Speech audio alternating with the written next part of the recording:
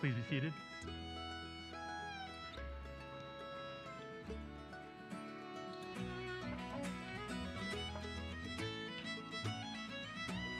Mason Ruble was an amazing young man.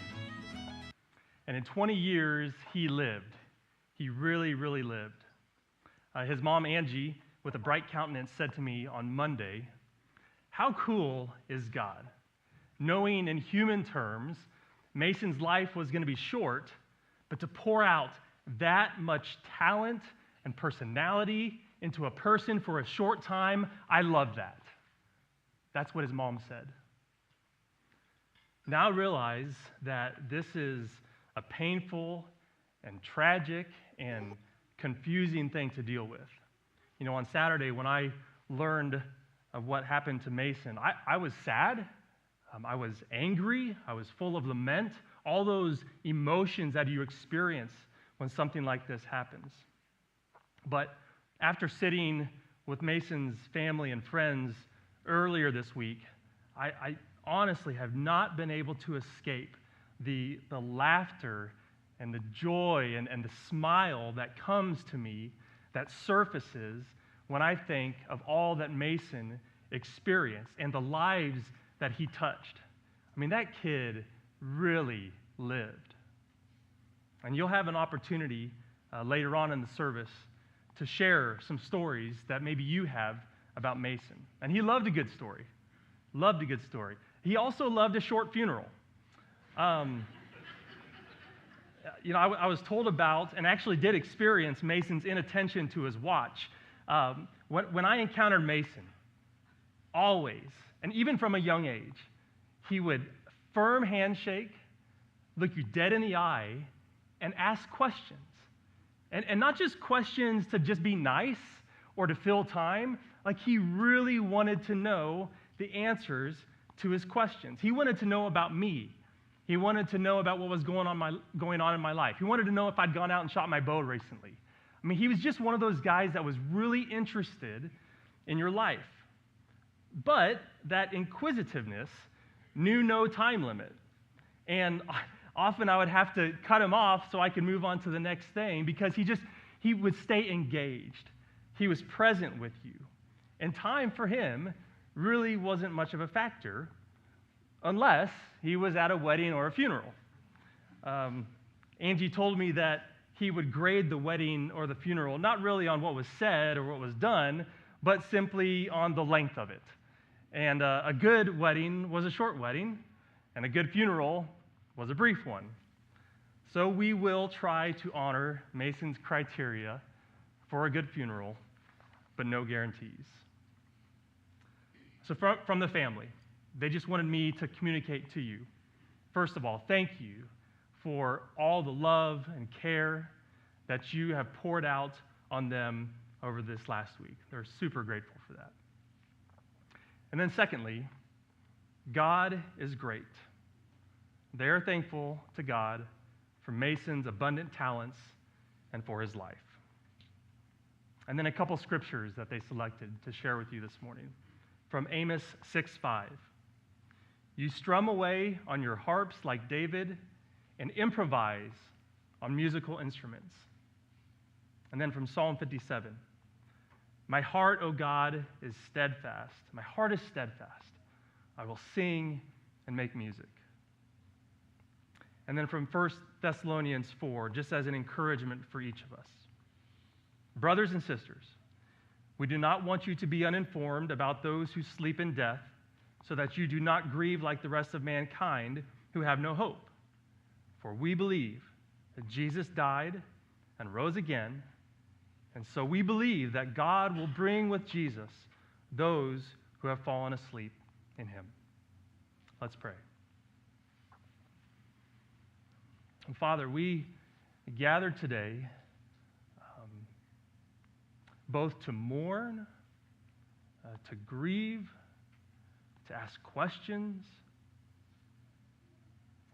And we wrestle in times like this, God, when a young person tragically passes from this life into the next. And it's hard for those of us who remain here, God. And then there is lament. There is much sorrow and grief that we experience, and we need you to be our comfort.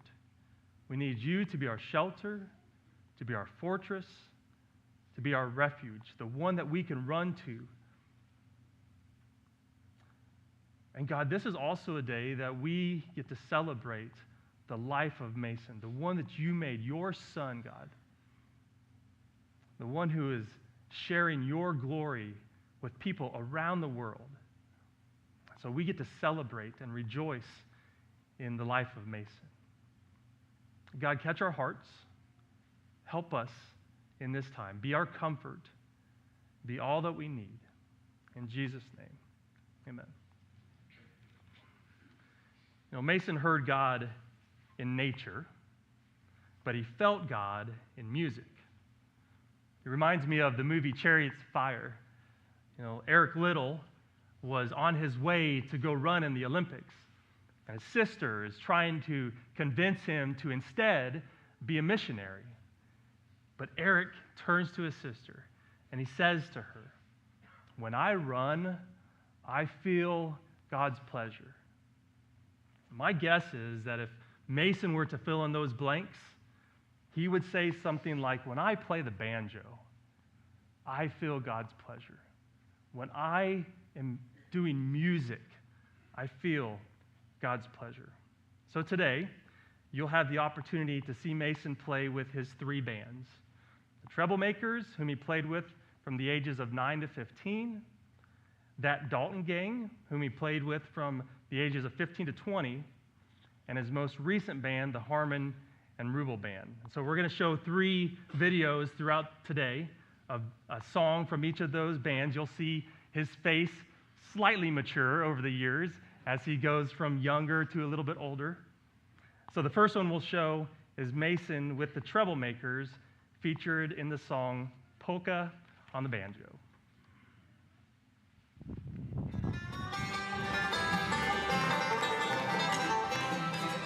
Now there's a sweet young miss that I like to kiss. Now listen close and hear me.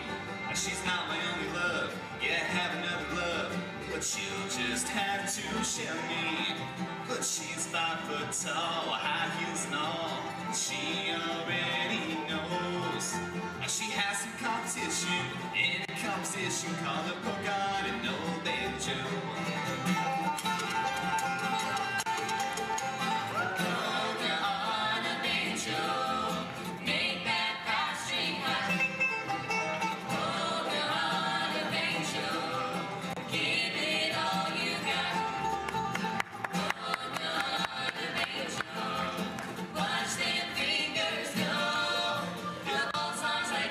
The one that I love best is a polka and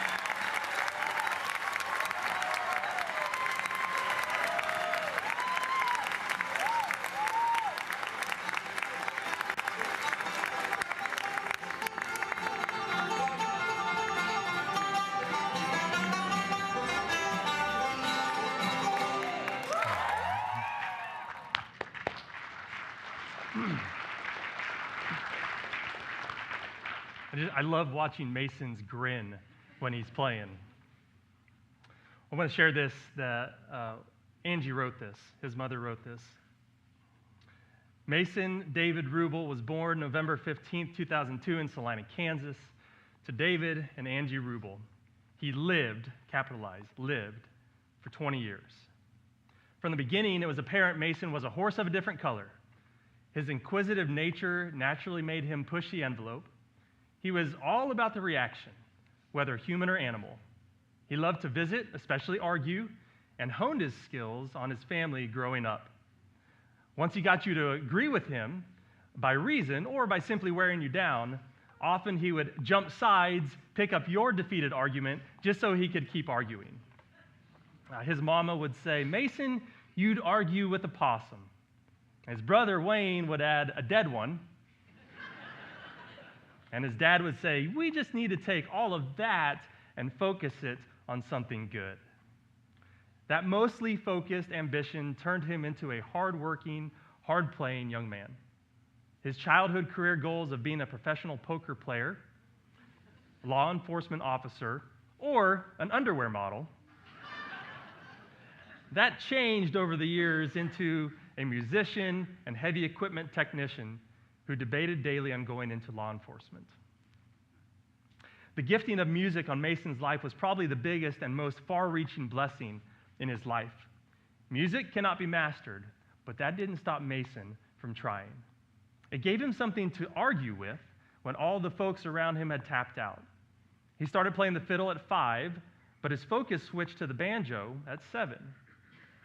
He started in his first band, the Treblemakers, with his brother Wayne at 9, and they played together for 7 years. At 13, he traveled to Los Angeles and made an appearance on Little Big Shots. With that came offers to travel and to perform worldwide. And when asked what he wanted to do, he simply said, I'm happy playing my banjo alone in my room or for 1 million people. I can't get any more happy. If it's okay with you guys, I want to keep playing with my band because they're my family. It was never about fame or fortune for Mason. He went on to play with that Dalton gang for 5 years, and finally he and friend Wyatt Harmon formed the Harmon and Ruble Band. He had won many awards, played stages coast to coast, was known by and had jammed with the biggest names in the bluegrass world. A musician's musician, he never played a song the same way twice. Not because he couldn't, he just had too many original ideas that had to come out. He was humble about his accomplishments and let his ability speak for itself. Now, if he did something crazy cool, he would look at a known musician to see their reaction, smile briefly, and keep picking. Along with the banjo, he was mastering baritone harmonies, the guitar, and the bass. And the next on his list was the steel guitar. The other passion, and some folks would actually call it an obsession in his life, was hunting and fishing and shooting. When not picking or working, he was killing or catching. He spent many an hour with his family and friends, young and old, beating down the dirt roads of Ottawa County, looking for his next adventure. He mounted a gun almost identical to his dad. It was hard to tell them apart on the range. And if ammo was left out too long, Mason would cabbage onto it and would make it disappear. As of late, he had discovered duck and goose hunting and was plotting and scheming where to place his 3 blinds and how many decoys that he needed to buy. Mason graduated high school with an associate's degree in diesel mechanics. He took pride in having dirt under his fingernails and calloused hands. He enjoyed his work as a mobile tech at Berry Material Handling, but especially enjoyed the guys that he worked with. Attending safety meetings at Wayne or Chris's shop after work was always on the to-do list after work. Meetings that centered around working on Harleys and solving the world's problems over a beer. Nobody could make him laugh like Wayne. He hadn't planned on falling in love and dreamed about being a lifetime bachelor and a fun Uncle Buck type of uncle someday to Wayne's future kids. But all that changed when he met Libby Hardacre and he started factoring her into the rest of his life. Mason had deep private faith. He could hear his Lord the best in nature, and yes, he argued with him too, but felt closest to him in music. He and his roommate Kennedy were talking things over a few days ago. They talked about their faith in Jesus and how they talked to him every day. And Kennedy decided they were living in the last days, and it was probably time to get back into the Word and get back to church. Mason said later, "I was proud of him for throwing that out there. It had been on his heart for a while too." Want to keep his memory alive? Be an old soul. Live authentically. Talk incessantly, and tell stories. Forget someone's name as soon as they say it, but remember their face and the unique things about them years later. Give a firm handshake. Instead of doing laundry or cleaning your house, go for a ride on your Harley, shoot something, or go fishing. Pull a prank on your best friend, laugh until you can't breathe. Let yourself fall deeply in love. Stay up all night playing music. Tell your family you love them. Thank God for your big life and the talents and abilities that he gave you, and touch base with him again. Next, we're going to have Mason performing Smashville with that Dalton Gang.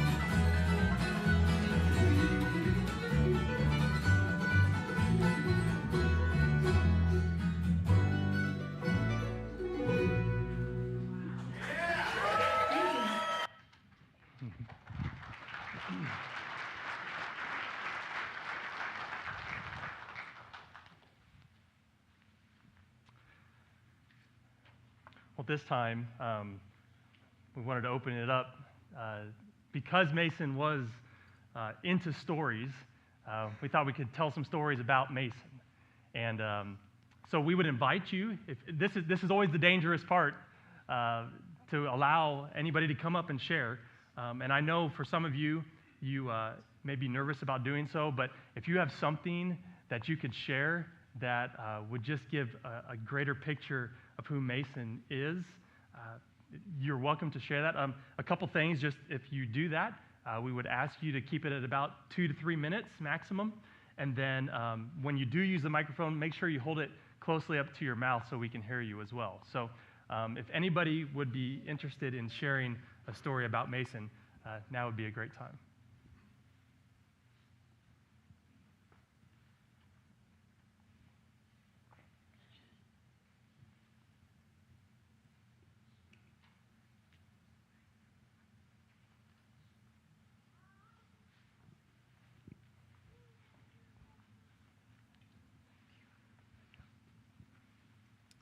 Hello, I'm Sally. I'm Mason's grandmother. One time I was down here visiting. I lived in Nebraska at the time. Anyway, the Ruble family and I went fishing, and Mason was probably 7 or 8 years old at the time. And David had gotten an old ratty chair out of the back of the pickup for me to sit on this little dock while we were fishing. And I got up to check my pole, and my chair blew in the water, that ratty chair. Anyway, here came Mason, who was about 7 or 8 years old at the time, hands in pocket, looking at the bubbles coming up out of the water, and he said, "That was Dad's favorite chair."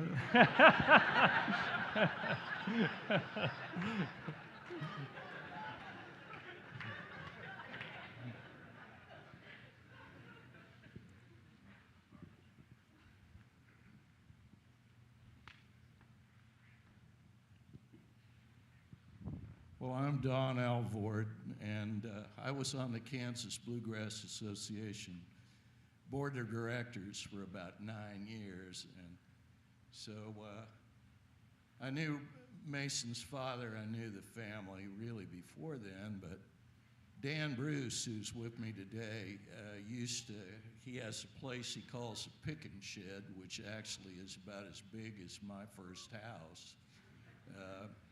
But he has folks over to play music, and so we're there playing music at the jam, and so Mason's about 9 then, and the music comes around, you know. If you know a song, you play a song. If you don't know a song, you pass. And it came around to Mason. Mason's sitting next to me, this little guy. And I said, "So you got a song you want to sing?" And he goes, "No," but he goes, "I can play Old Joe Clark. I'm going to play that one." And he said, "Do you know it?"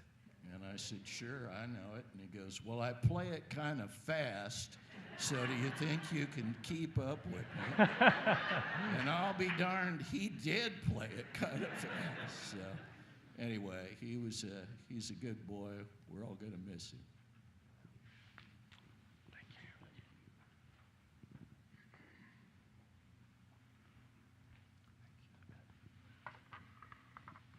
When Mason and my granddaughter were in kindergarten, and his mother told me this story when whatever first day or whatever day it was, and he came home, and I know times have changed, but he told his mother, "I met today the woman I'm going to marry."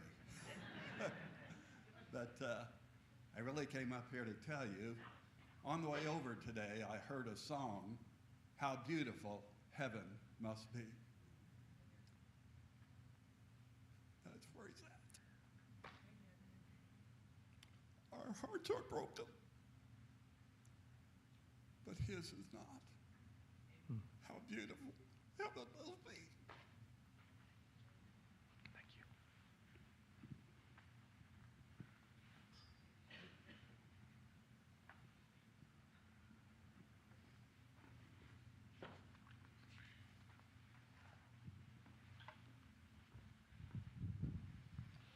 Folks, my name is Wyatt Harmon, and I played music with Mason, and I've known him when he was about 10 years old, just enough that he was about that tall, and that's the only time I was taller than him.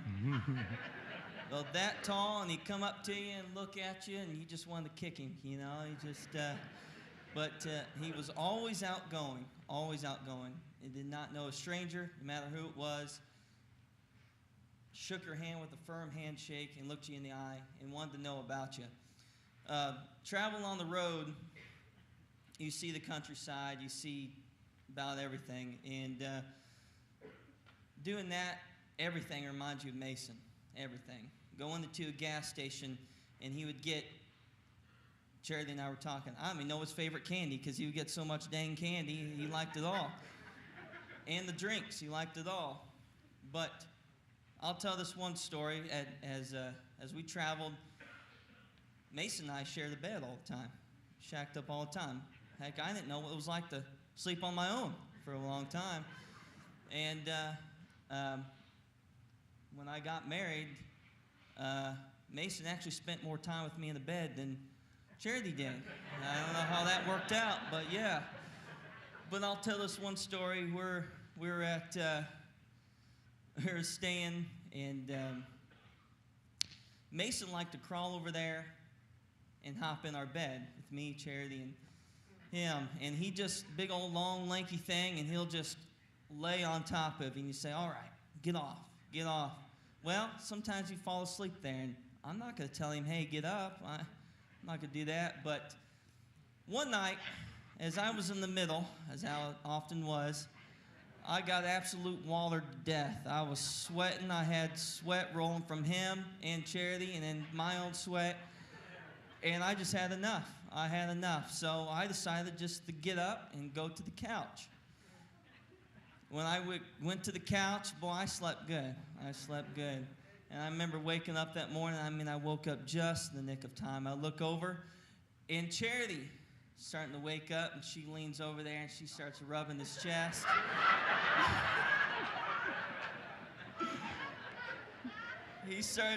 She starts rubbing his chest, and I'm just kind of.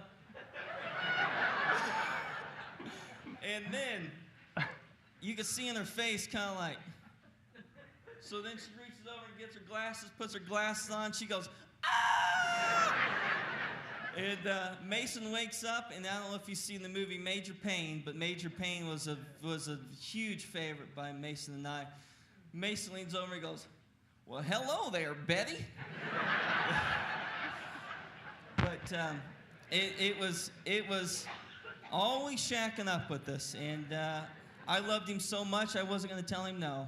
And no matter what bed, whatever, he would always stay with us. But I loved him with my heart. I still do. He's a true friend. And if you know Mason, which all of you do, you know how true and genuine he is and how heartfelt he is. I want to be more like Mason. How he loves, how he cares. I want to be more like him. But thank you for coming out. Thanks, Wyatt. If you want more good stories, he's the man.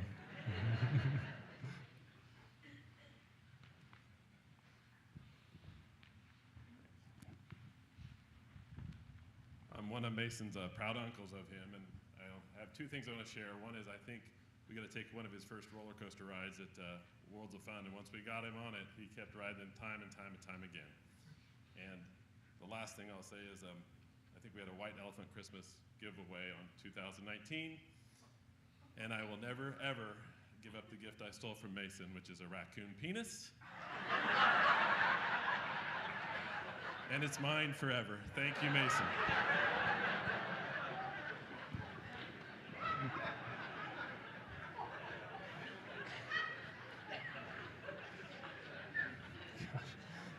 Mason's gifts keep on giving, don't they?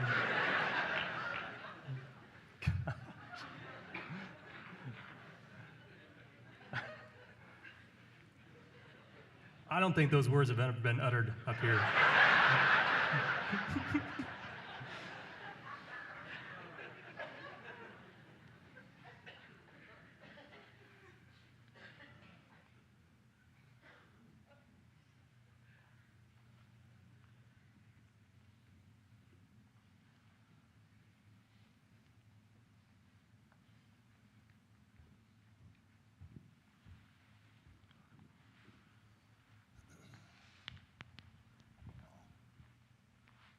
give this a try, guys. I like the laughter and the fun. It's great. So I'm not trying to top the story here, but I'm going to give it a shot. Can you hear me okay? Yeah. Anyway, we were invited to this church one time. It was Hales, is that correct? We were talking about yesterday. I shared this with the family the other day. And there was about 8 people being baptized along with them. And I'd never seen anything like that, not since I probably watched Brother Arthur, a movie where the whole church jumps in the river or something like that. And it was like I was just dumbfounded by the amount of people he was doing all in one day. So he gets done with the people that he was baptizing, and he's standing back here about waist deep in the water, and he's asking anybody else, if you feel like doing this today, come down or come up front and do that. And we were sitting up here with Angie and Dave. I get names messed up, pardon me.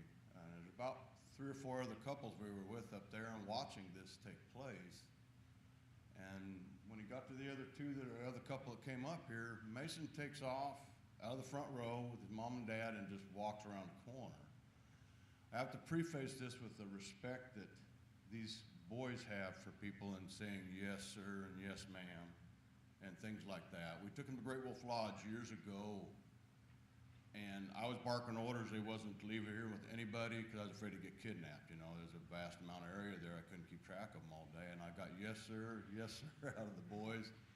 And before it was over, I was asking Chase where his yes, sirs was, and he started using it that day, did from that point on. These kids were role models. We all know that. So in lieu of him getting up and walking around the corner, his mom says, "Where are you going?" And he didn't even turn and look at her. And I thought, oh no, he's in trouble. Big trouble.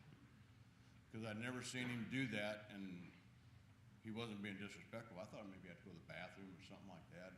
Didn't know he was coming down here. Well, he comes up here, starts walking up, and Angie's looking down there, and she says, "He's already been baptized once." She turned around and looked at us and said that. I was like, I don't know what to tell you.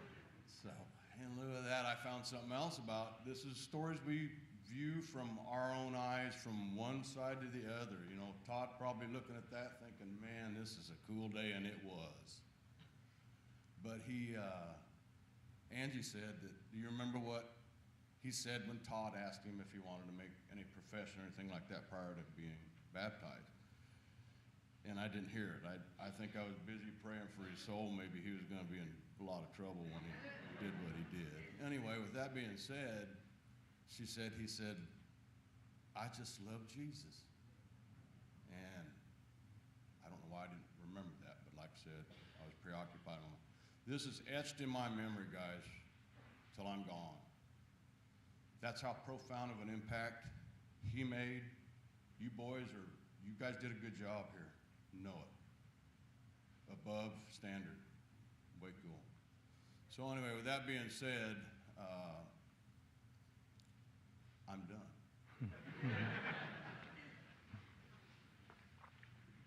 Thank you. Thank you for sharing your goodness with guys.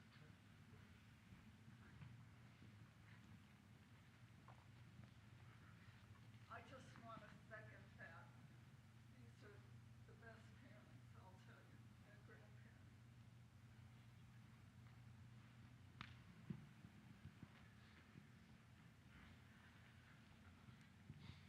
Okay, so me and Wayne used to date, so that's my little ex-lover. Sorry, not supposed to bring that up. I'm a little nervous. Anyway, so I was coming home. Mason and Wayne lived together, and I was coming home, and Mason was playing his music on his phone. There was this beautiful song. I loved it, and it was called "Flat Lonesome."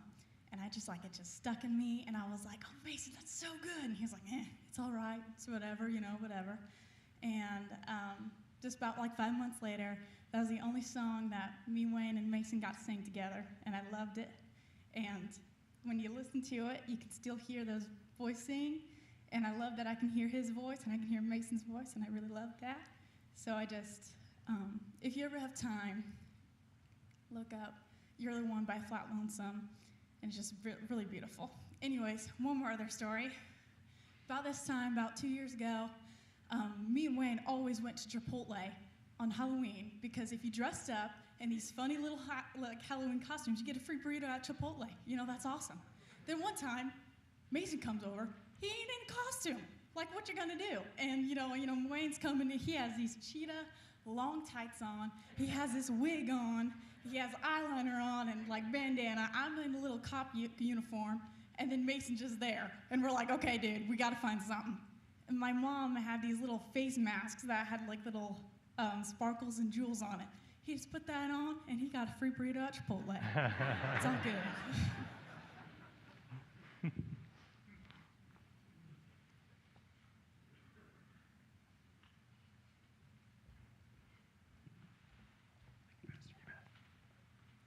Hello, my name is Fletcher Wall, and it's really hard to be up here, but for a long time, I met Mason when I was in kindergarten or preschool. Man, this is really hard. I'm all mixed up. But I met Mason in preschool, and he was my best friend for however many years after until I moved away when I was 12. Do the math there. I'm not going to. But the story that I want to share was when the Ruble still lived at the Mulberry Road address. Mason and I wanted to go and play airsoft because we often played war in my backyard or his backyard or in the woods around his house. And we decided that we wanted to do a good old-fashioned quick draw. Who can shoot first? And it was my good idea not to wear eye protection, and it was Mason's great idea to wear eye protection. And we do 20 paces, we turn around real quick, and he shoots me, and he hits me right under my eye, right here, while I'm not wearing eye protection. And he goes, "Oh man," and I go, "Ow, I'm in a lot of pain."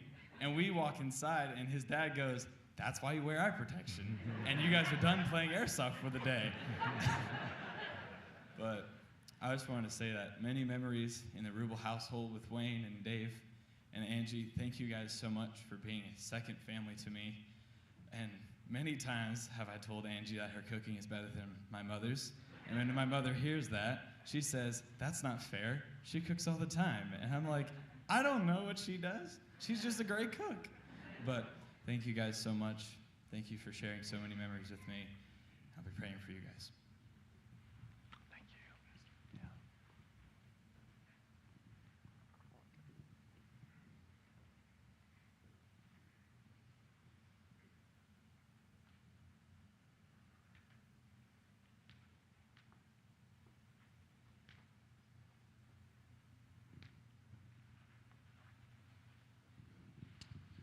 Hi, everyone. My name is Dawson Tarrant. I was part of the Troublemaker group, and I wanted to kind of come up here and speak on their behalf and talk about my condolences for you guys and how much I miss you all. Troublemaker group, as everybody knows, is kind of since passed, moved all across the country. The girls ended up retiring first with the group. They moved to both Colorado and New Hampshire, and I was shortly after them. Moving to Florida after that, after we got into college. But it's been hard staying in touch with everybody since the distance thing has come across, but I wanted to come up here and just express how much of an impact Mason had and your family has had on our lives. One of my personal favorite memories that I have with you guys is our Colorado trip that we took together. And I will never forget that, all the hiking trips that we did, getting to experience that with you. But the thing that I wanted to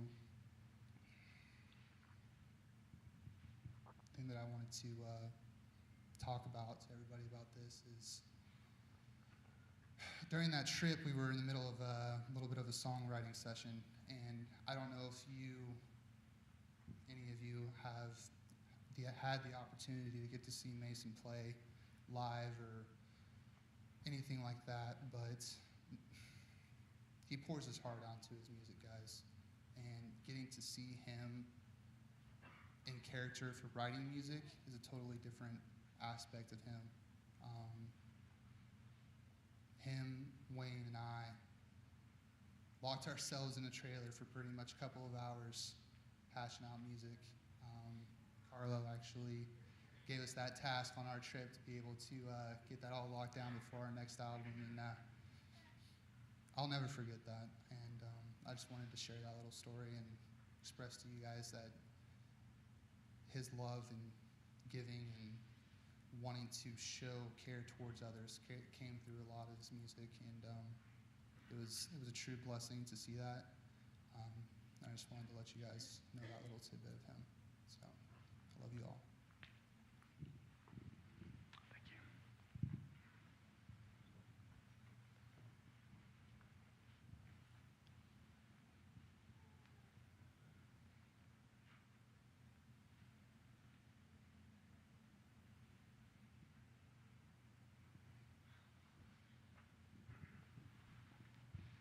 Oh, man. So at 8 years old, Mason's 8 when he started playing the banjo. And when my granddad passed away, my Uncle Sam gave me granddad's old 5-string Gibson banjo. And I couldn't play very well, so once I did start to learn how, Mason was playing the fiddle and quickly lost interest and wanted to play the banjo. And so I got a set of picks out and squeezed him down to fit his little fingers and thumb pick and all that stuff. And we'd set knee to knee, and I'd show him the forward roll, and he'd start that. And okay, once I just turn him loose and shut the door, like, and then once you have that, then I'll throw in some chords for you and go like that. So, about a week into it, he just got very frustrated and put the banjo under the bed. He was tired of arguing with it. But he brought it back out and would sit there and work on that. And so I was still working the road at the time. And I came home one day for lunch, and I get to the front door, and I just walk through the threshold, and I hear some dude playing the banjo in my house. And I'm like, what in the world? Who's in my house? And I go back there and crack the bedroom window, and he's got this ear-to-ear smile like, I got it. And man, did he ever. Hockey stick as far as his ability from there. But out of all the greats, players, he did get to, sitting right over there in this church on phone, he got the opportunity to talk to one of his heroes on the phone, J.D. Crowe, on the phone before J.D. passed. But out of all the great players out there that he really enjoyed and that I enjoyed too, my son is absolutely my favorite banjo player. The best. Thanks, Dave. Wayne was saying that when Mason was learning to play, that he could tell the difference between Dave and Mason as they were playing. He'd sit up in his room and he could hear, and he'd know the difference between the two. And then pretty soon he'd start to hear him, and he's like, man, I can't quite tell who's who. And then pretty soon he could tell who was Mason and who was Dave.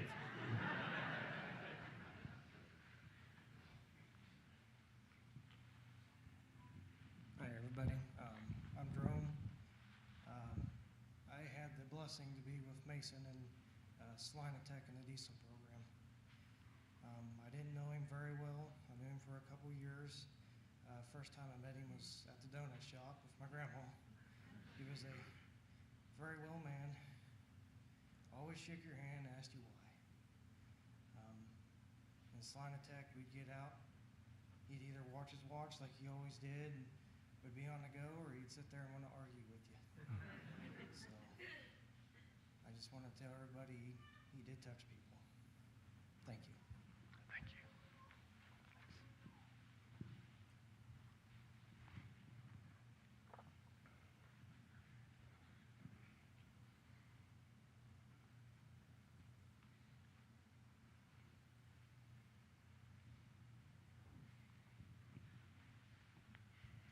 Hi, everybody. I'm Carla, and I was the director of the Troublemakers with my husband, Jimmy. And we got Mason. We had a 21-year-old that just got married that played the banjo, and we're like, where are we going to find another banjo player? And lo and behold, there was Mason, and he was just amazing. And Mason came with Dave and Angie and with his brother down to our place in Wichita and auditioned, and he was just amazing. And we had 2 young ladies. We had no bass player, and one young lady was playing the mandolin, and she decided maybe she could play the bass, and we said to Wayne, we need a mandolin player. If you're going to have to come to all the rehearsals anyway, you might as well do it. But the time the families spent together was so precious, and each of the families. But Mason was really just the spark, and I just have to tell you, I asked him one time, early on, Mason, what are you going to do when you grow up? And he said, well, I think I'm going to move to Alaska, and I'm going to be a hunting and fishing guide and a preacher. Angie, you missed that one in your list of things he was going to do. And I'm just so thankful that Mason knew Jesus, trusted Jesus, loved Jesus, and that Jesus was right there with him and took him straight to heaven. And thank all you, so many of these troublemakers are here today. Thank you guys so much for letting us be part of your family. We just love you so much. Thank you. Thank you.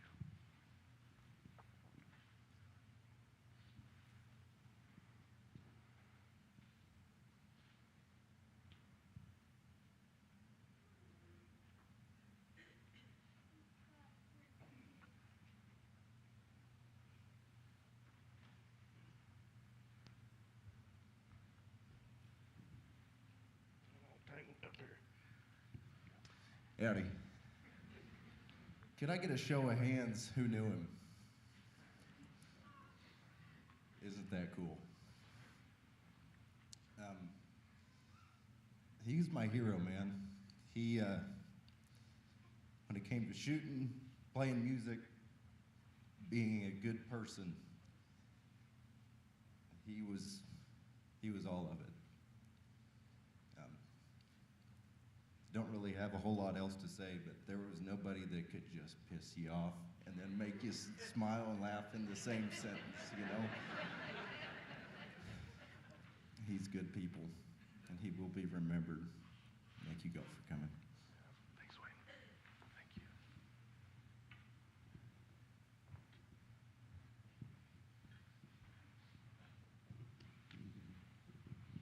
So we got the joy of living right next door to Wayne and Mason,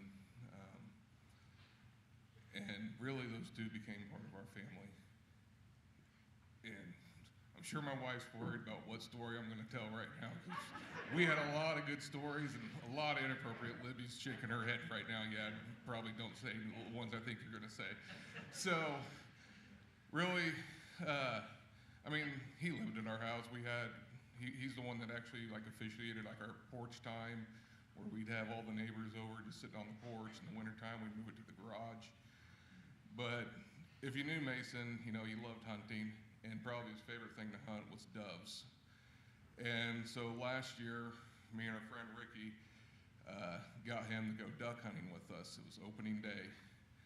And we get out there, get all set up on the pond and everything. And we're sitting there, it's about 10 minutes till shooting time, and about that time all the ducks start buzzing in, buzzing by. And we haven't even shot a shell or called or nothing, and he's like, man, this beats the hell out of dove hunting.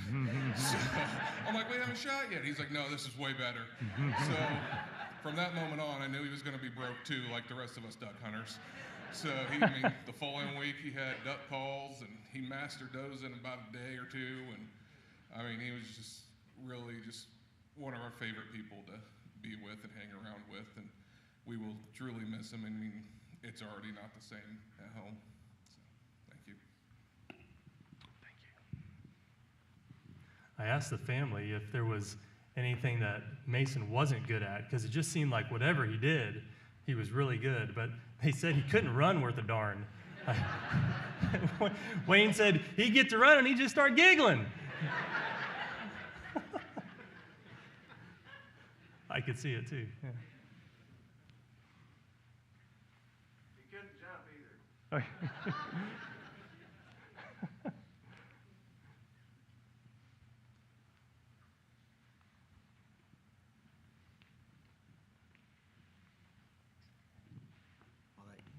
I'm Rick Ferris. I've known Mason since he was a little fart.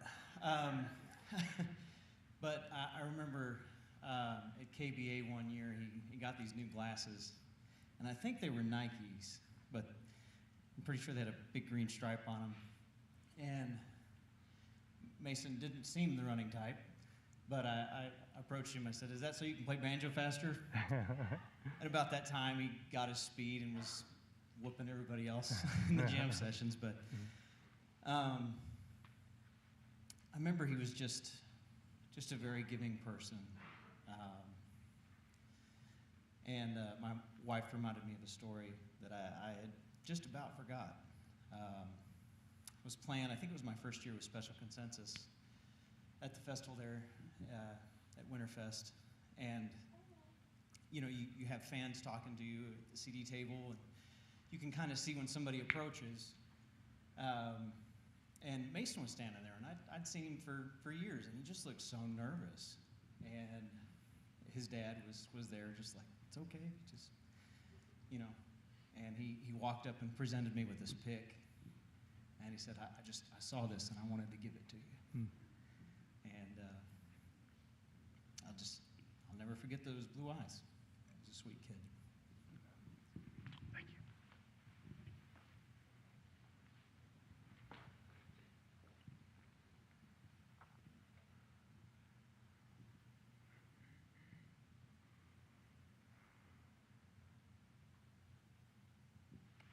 And I don't want to cut anybody short. So if there is anybody else that would like to share, maybe just give a little more opportunity for that.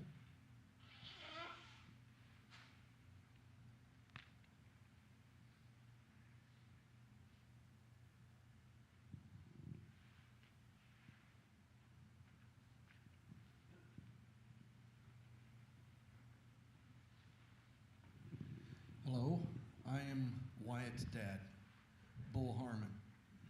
And I've got to spend quite a bit of time with Mason in the camper, especially around mealtime.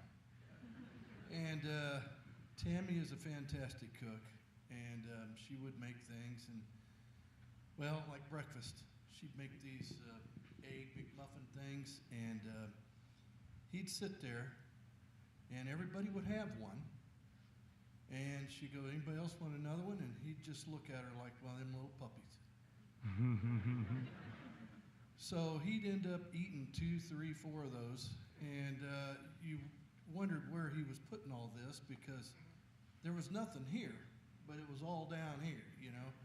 So I guess he was filling up both of those long legs he had. But what a wonderful young man he was. And I was very, very blessed to get to know him and watch him and Wyatt play music together and look at each other and just drive each other's music ability to the highest. And love that boy, and I'm going to miss him dearly. Thank you. Oh, one more thing. Sorry.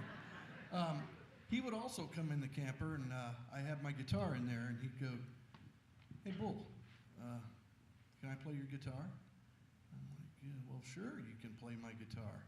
Man, he'd play that thing, and he'd strum it, and he'd pick on it, and he'd always look at me and go, "When are you going to sell me this?" But I said, "I'm not going to sell that to you, Mason."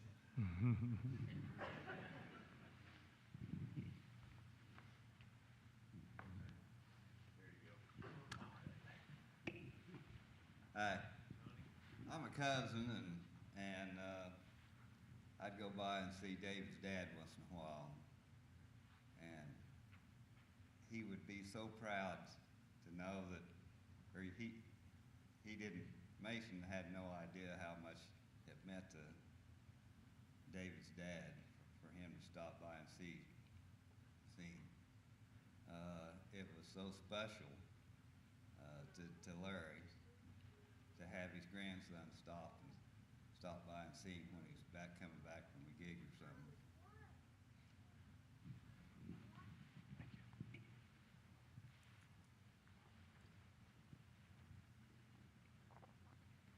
Anyone else?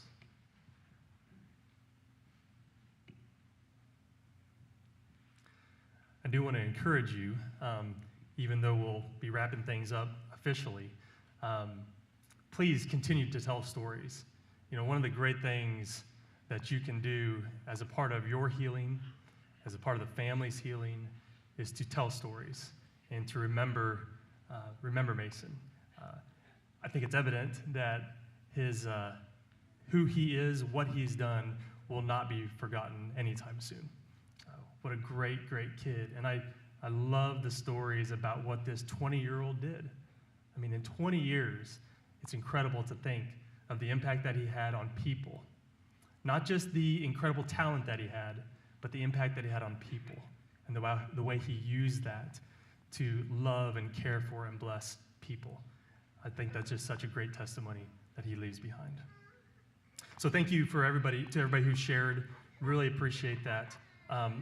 As we get ready to conclude, we'll end with the last song, which will be Mason with the Harmon and Ruble Band. After that's over, we'll dismiss, and the family will go to the gymnasium, which is on the far east side of the building. As you are dismissed, you can go through our fellowship hall right back here, grab a cookie if you'd like, and then if you'd like to go visit with the family, they'll be in the gymnasium back there. So we'd encourage you to do that. So with that, let's listen to Mason play with the Harmon and Ruble Band, Johnny Comes Marching Home.